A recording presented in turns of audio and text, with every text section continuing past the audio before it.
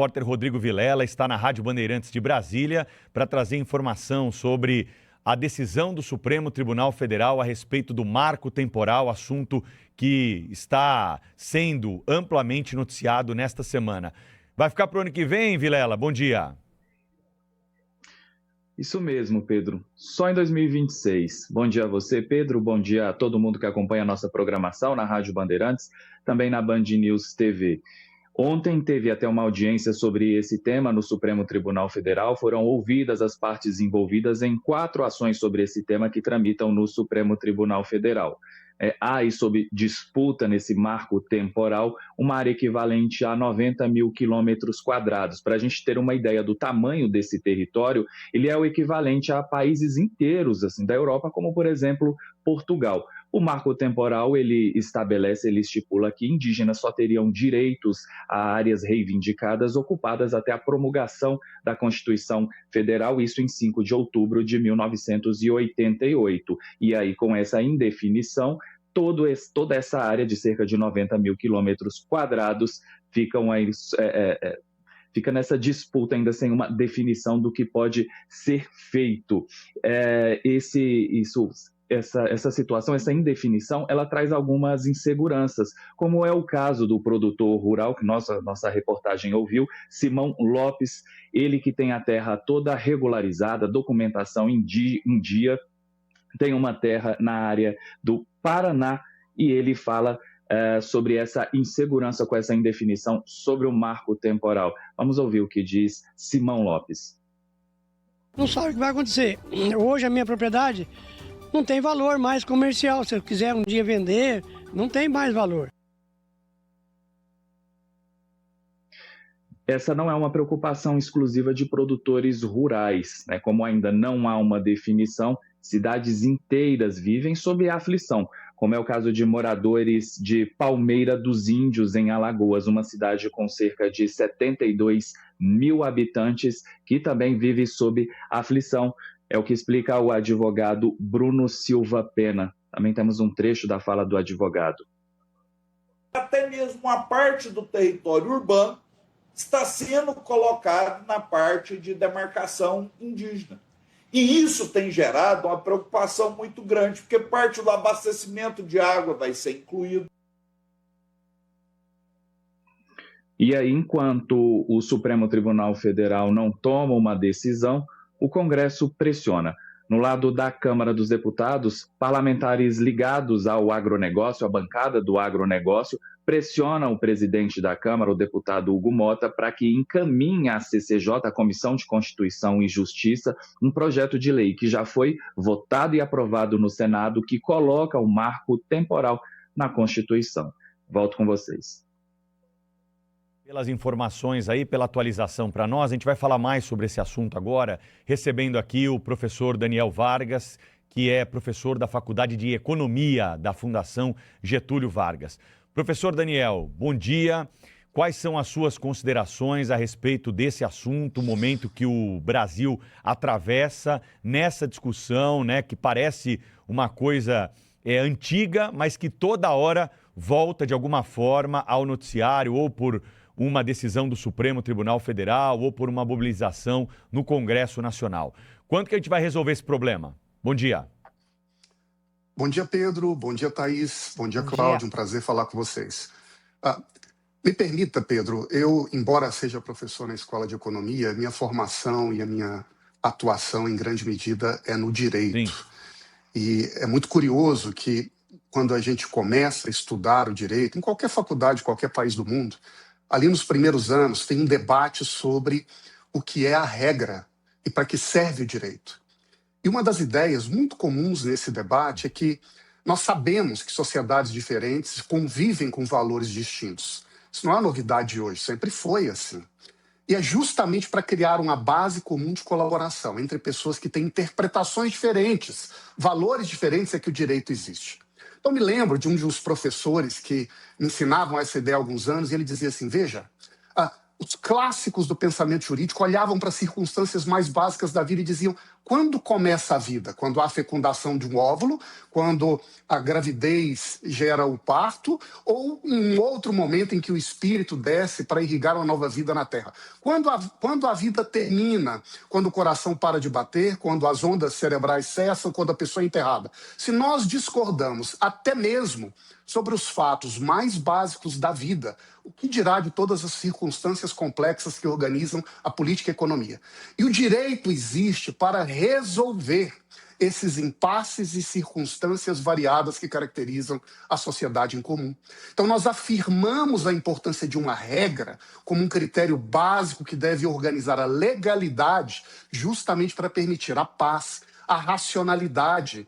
Eu sei que existe uma regra, isso me permite investir os meus recursos em um futuro e também uma certa esperança coletiva. Eu sei que juntos, obedecendo regras, podemos prosperar. Por que eu faço esse breve introito, Pedro? Porque o que nós estamos vivendo hoje é uma espécie de deslegalização do país, em que nós não temos clareza sobre o que vale e o que não vale. Em grande medida, essa instabilidade tem sido gerada e aprofundada, curiosamente, justamente pelo tribunal, cuja ideia e função seria de resolver esses impasses, de definir o que é regra. Me parece que na base desse problema que eu termino, não é tanto uma decisão sobre o que é justo ou o que não é que nós não sabemos mais qual é a regra do jogo que vale no país. Olá, professor. Muito bom dia. Bem-vindo aqui ao nosso programa. E é até mais grave do que isso, né? Não é, professor? O que a gente assiste em Brasília é uma permanente invasão de competências do poder judiciário, que deveria, na verdade, pugnar pela estabilidade jurídica e não pela insegurança jurídica, como tem acontecido. E o que o Supremo está fazendo nesse caso é legislar sobre um assunto que está, inclusive, sob discussão, apreciação do Poder Legislativo, né? A gente acompanhou agora, há pouco, o nosso colega Rodrigo Vilela falando sobre isso, sobre o Supremo está tratando desse assunto simultaneamente à tramitação no Congresso, já proposta aprovada em uma casa, no Senado, e agora falta a aprovação na Câmara, que simplesmente inscreve na Constituição o princípio do marco temporal, né, de terras indígenas. Isso é de fato muito grave, né? Como o Supremo insiste em assumir ou em invadir prerrogativas do Poder Legislativo para legislar. Esse tipo de coisa, assim, a gente tem que apelar a quem, professor, numa situação como essa? O que é que vai valer? Vai valer aquela regra constitucional que eventualmente será aprovada e promulgada, ou vai valer a lacração que prevalece no âmbito do Supremo Tribunal Federal? Eu tenho uma preocupação imensa com o andar dessa carruagem, assim como você, Cláudio. E me preocupa porque nós estamos assistindo agora a um capítulo de uma história que vem se desdobrando há muitos anos. Isso começou naquela época em que houve a demarcação da reserva Raposa Serra do Sol, em que o Supremo criou um critério. A partir de agora, demarcações futuras só serão realizadas utilizando como marco de referência a data de aprovação da Constituição. Logo depois, esse critério foi generalizado. Aí o Supremo reviu o seu critério. Aí o Legislativo, percebendo o ambiente de impasse, diz: não, nós precisamos ter uma regra, nós precisamos ter um critério. E esse critério será, sim, a data da promulgação da Constituição de 88. E o Supremo diz: não, peraí, não é bem assim. E agora o Congresso Nacional diz: vamos inscrever na Constituição para deixar essa regra outra vez mais clara, inclusive para os tribunais que, em tese, interpretam os problemas jurídicos à luz da Constituição. E agora nem isso parece que basta para definir como as normas serão organizadas no país. Agora, você sabe o que me deixa ainda mais descontente com isso, se me permite, Cláudio? É que nós sabemos que vários ministros e lideranças brasileiras entendem que num país como o Brasil, a Constituição dá ao Supremo Tribunal Federal um poder de rever as leis. Em tese, ele faria isso para resolver problemas, para esclarecer impasses, para resolver desacordos. Agora, o que está em jogo neste caso me parece que é exatamente isso. Porque A parte que tem sido aprovada e defendida pelo Congresso brasileiro é de demarcar um critério claro, objetivo, que sirva como referência para resolver os problemas de demarcação de terras. O que o Supremo tem feito é dizer: não há critério.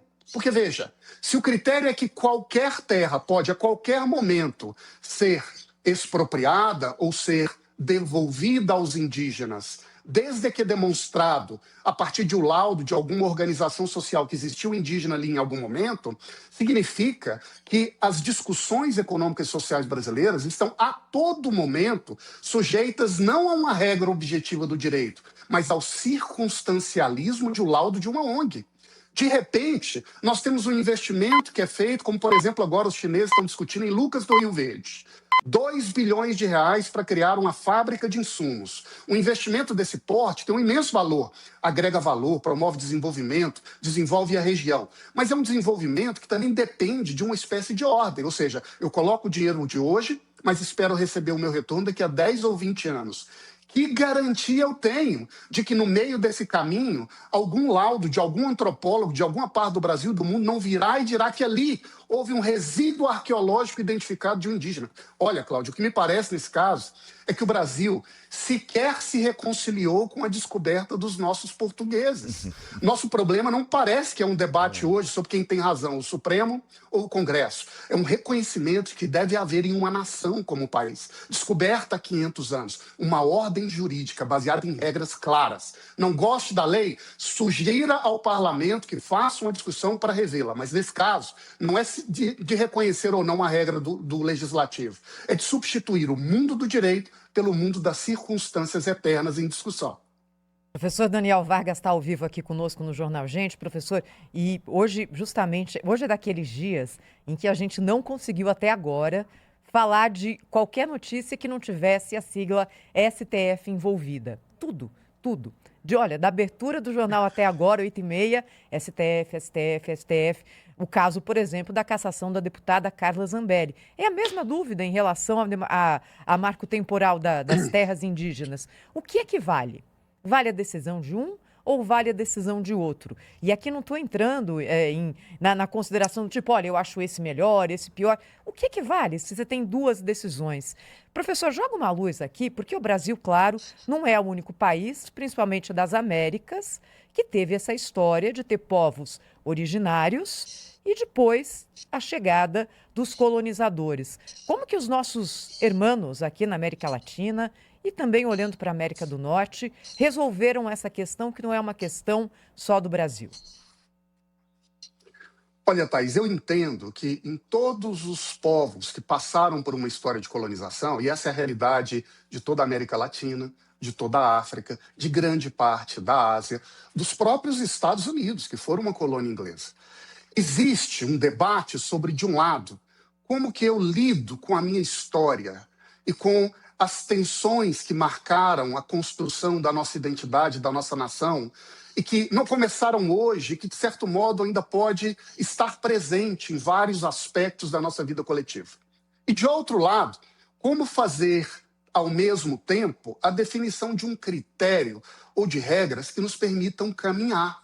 Afinal de contas, nós precisamos saber conviver com as nossas diferenças e dar um passo no futuro. O que todos os países fazem, de um modo ou de outro, é de reconhecer que, além dessas variações de fatos, das interpretações diferentes, das ideologias variadas, das perspectivas históricas diversas, existe algo mais valioso e mais fundamental que deve vir em primeiro plano: a definição de um critério, de uma regra, que sirva como parâmetro para a nossa ação. Esse critério cumpre diversas funções. Uma delas é organizar as nossas expectativas. Ele nos permite aceitar uma realidade e, a partir daí, caminhar. Eu sei o que é certo e, a partir dali, eu posso prosperar. Ele também serve com uma função de nos dar uma espécie de possibilidade de acreditar no nosso futuro. Porque, a partir de agora, eu me reconcilio com o meu passado e posso investir. Eu posso olhar o horizonte de longo prazo como algo viável para a minha racionalidade, para o meu empreendimento, para o meu esforço. Então, em todo momento, há uma demarcação, e o termo é, inclusive, muito útil para a gente definir o que está acontecendo agora no Brasil, que é uma escolha nacional, que em última análise é fixada pela Constituição. A Constituição define uma base comum que vai servir de regra. Mas por que agora me surpreende muito esse debate no Brasil, com essa intensidade e com as suas variações em vários elementos da vida social, como você mesma está indicando? Em última análise, parece que a gente não mais crê na existência de uma regra comum entre nós brasileiros. E quando isso acontece, a gente confunde a natureza dos problemas, e você mesmo destacou muito bem.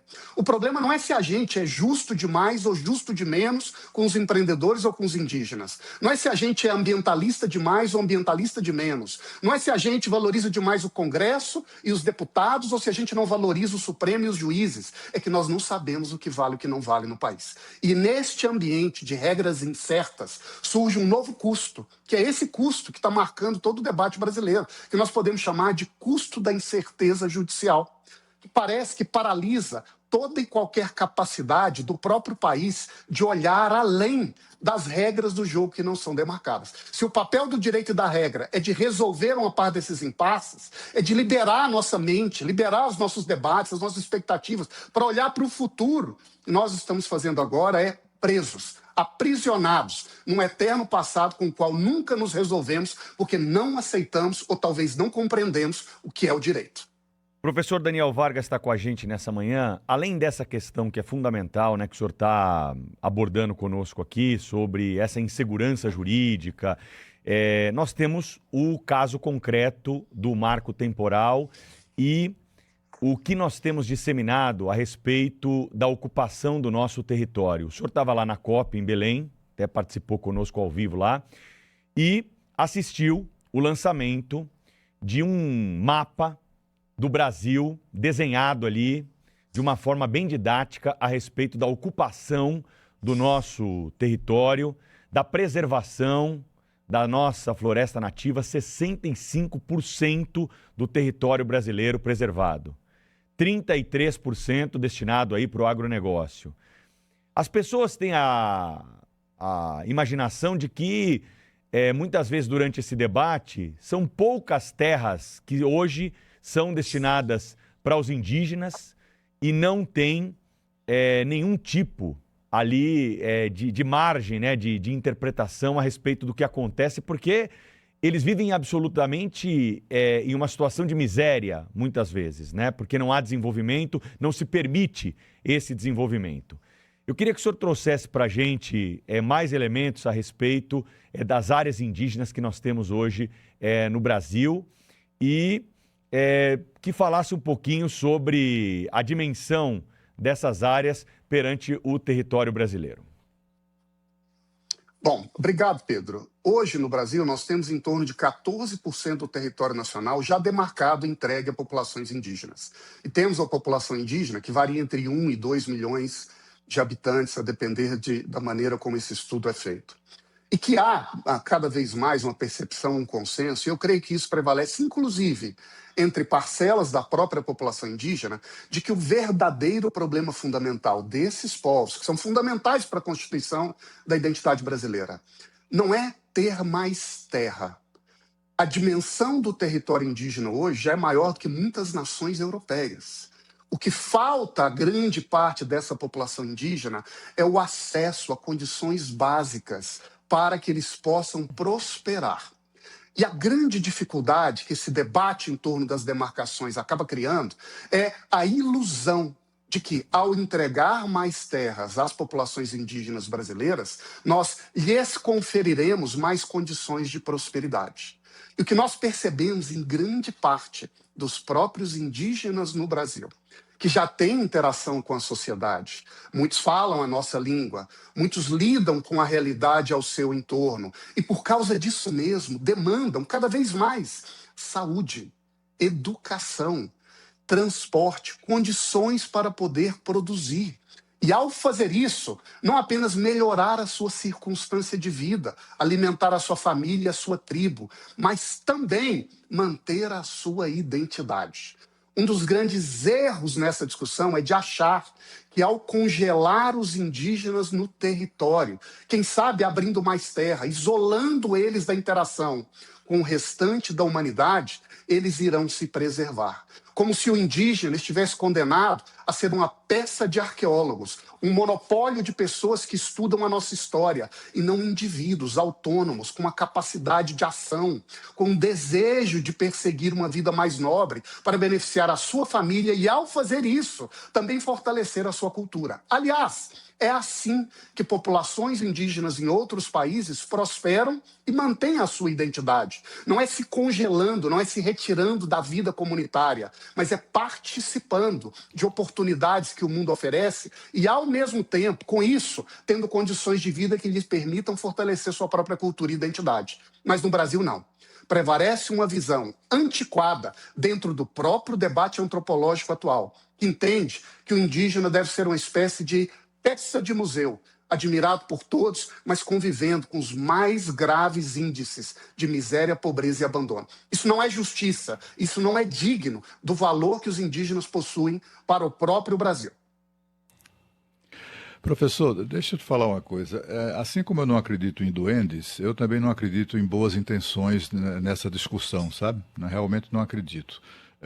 Lá no meu estado, Alagoas, um problema que foi trazido ontem aqui pelo ex-presidente da Câmara, ex-ministro da Defesa, Aldo Rebelo, há lá um município próspero, tradicional no estado, 74 mil habitantes, e agora a FUNAI resolveu incluir até a área urbana do município e uma demarcação completamente desnecessária, uma população que não existe mais como cultura indígena, estão todos absolutamente integrados, têm suas profissões enfim, como qualquer um de nós, em todas as áreas de atuação, tem de jogador de futebol a médico, engenheiro, funcionário público, enfim, todo mundo ali integrado, aí chega a FUNAI e simplesmente desarruma tudo isso.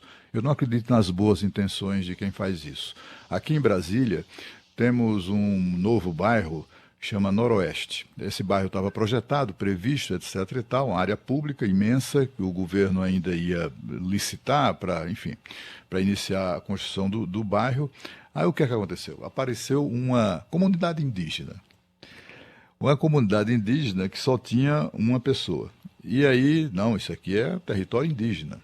E aí começou a despertar a solidariedade de outros. Aí chegou um ponto lá no auge dessa comunidade indígena que se ocupou ali do Noroeste, dessa região do Noroeste aqui em Brasília, região central, valorizadíssima aqui, né? Eram 23 pessoas. Eram os índios, né? Eram 23 pessoas, inclusive índio de Palmeira dos Índios e Alagoas, que vieram, os índios que se juntaram aqui para um esforço de solidariedade ali coletiva. Tinha índio louro, dos olhos verdes, falando francês, que só sabia falar francês. Estava lá no meio também dessa confusão, sou índio e tal. Então, assim, o que é que estava em jogo? Estava em jogo a valorização daquela área, estava em jogo o interesse imobiliário, né, daquelas pessoas. Tanto assim que, para removê-las dali, o governo do Distrito Federal teve que gastar muito dinheiro. Muitos deles resolveram suas vidas financeiras nesse esquema. Então, assim, quando a gente ouve assim, considerações até de cunho filosófico sobre esse problema, a vida como ela é outra. Essas ONGs, sobretudo as internacionais, nacionais e internacionais, todas elas têm em comum a falta de escrúpulos, né, quando se trata dessa questão indígena.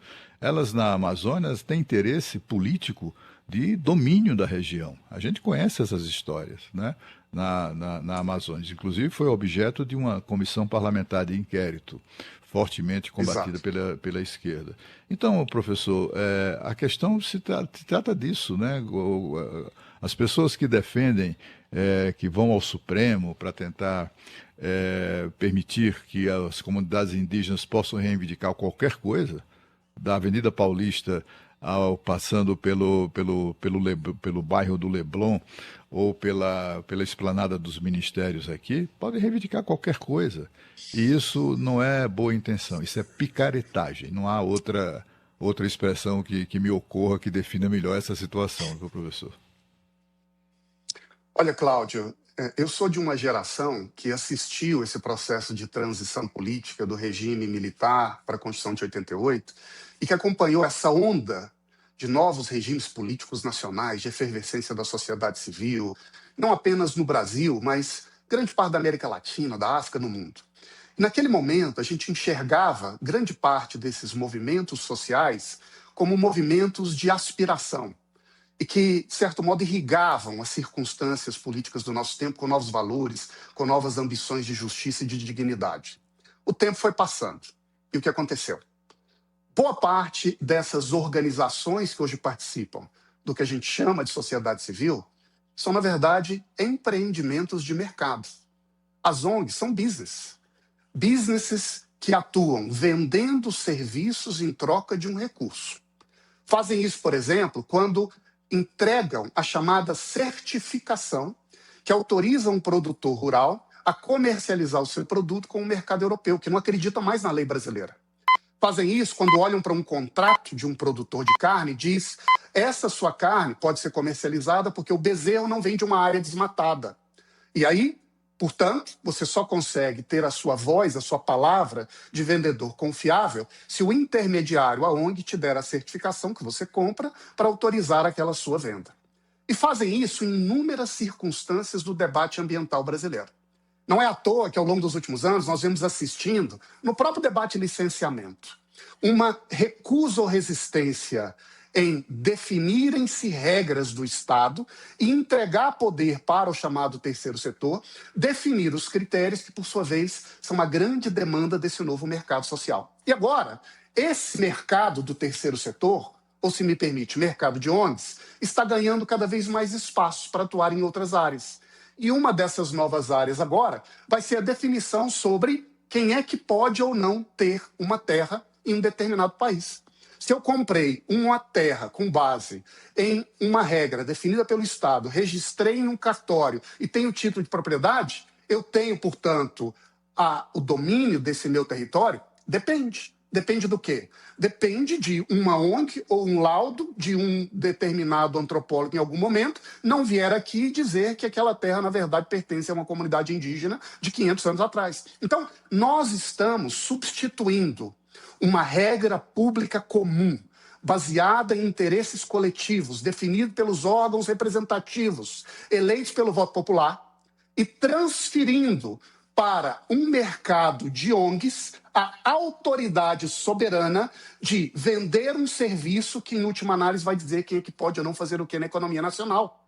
Então, o que está acontecendo agora no debate sobre o marco temporal é, na verdade, um capítulo de uma história mais complexa e mais perigosa, em que nós estamos, por isso eu retomo ao que eu disse no primeiro momento, a um processo de deslegalização, ou, se me permite, de privatização das regras do jogo no país. Porque, em última análise agora, tudo se torna um business de ONGs que vendem serviços em nome, portanto, de um interesse particular.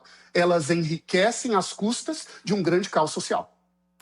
Professor Daniel Vargas, só para a gente terminar, porque a gente começou aqui a nossa conversa com o senhor, dizendo que o Supremo jogou para o ano que vem a decisão sobre o marco temporal das terras indígenas. Hoje, é porque a gente fala, olha, bem, como todas as terras do Brasil em algum momento foram ocupadas por populações indígenas, pelo menos em tese, há a possibilidade que qualquer terreno possa ser reivindicado. Isso tem acontecido com frequência na Justiça? E qual tem sido a decisão, na média, dos juízes? Quem ganha a causa? O proprietário da terra ou a comunidade indígena que reivindica? Olha, Thaís, eu não sei te dar uma resposta empírica concreta sobre como, na média, este tema tem sido resolvido. Agora, justamente porque não há uma clareza, o que eu posso te dizer é que há cada vez mais um processo de questionamento e, portanto, de judicialização das propriedades e dos investimentos no país. E para quem achava que esse era um problema particular da Amazônia, essa terra que ainda não foi organizada de maneira decisiva, agora isso se tornou um problema geral de todo e qualquer espaço do território nacional. Agora, me parece também, Thaís, que o fato da gente deixar esta decisão definitiva do Supremo para o ano que vem pode ter um elemento positivo, pode também ter um elemento negativo. O elemento positivo é que nós sabemos que o ano que vem é um ano eleitoral. E, inevitavelmente, esse tema estará sujeito a um debate das grandes lideranças no país, dos diversos partidos. E o país, como nação, terá nas eleições uma oportunidade de aprofundar a discussão e, quem sabe, afirmar um consenso, uma convergência em torno de um tema que ainda é imensamente desconhecido e altamente problemático no país. O ponto ruim, mais uma vez, seguimos adiando um problema que já deveria ter sido resolvido há muitos e muitos anos. E se me permite, eu termino, Thaís. Muitas vezes esse problema acaba caindo, e eu vi isso acontecer com grande frequência, no colo de um juiz, lá no interior do Paraná, ou lá no interior do Pará, muitas vezes que vem de uma outra parte do país, que estudou e se tornou juiz federal ou juiz estadual. Veja a situação. O papel dele é aplicar a lei. Qual é a lei que vale? Nem ele tem uma circunstância clara para poder decidir. Então, este é um problema que parece fortalecer a justiça, porque nós dependemos dela para ter uma clareza, mas, em última análise, fragiliza a própria autoridade judicial brasileira. Professor Daniel Vargas, muito obrigado pela sua disponibilidade sempre em estar conosco aqui para explicar esses assuntos para os ouvintes da Rádio Bandeirantes e Band News TV. Bom fim de semana, até uma próxima. Obrigado, pessoal. Até breve, um prazer. Valeu. Jornal, a gente volta rapidinho aqui na Rádio Bandeirantes, na Band News TV, com mais notícias desta sexta-feira. Rede Bandeirantes de Rádio.